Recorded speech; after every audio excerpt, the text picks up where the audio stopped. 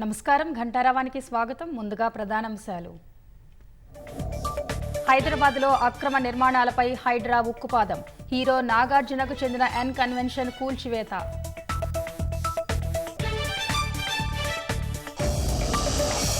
PCC అధ్యక్షుడి ఎంపికపై కొనసాగుతున్న కసరత్తు. మంత్రివర్గ విస్తరణపై అధిష్టానంతో భట్టి, సీఎం సమాలోచనలు.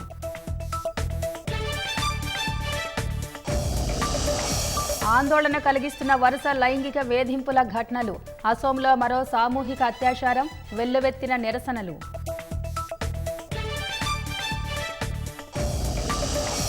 నేపాల్ బస్ ప్రమాదంలో 27కు చేరిన మృతులు.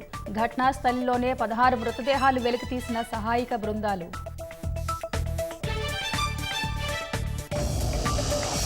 కడెం జలాశయానికి పోటెత్తుతున్న వరద నీరు. అప్రమత్తమైన అధికారులు. 2 గేట్ల ద్వారా నీటి విడుదల.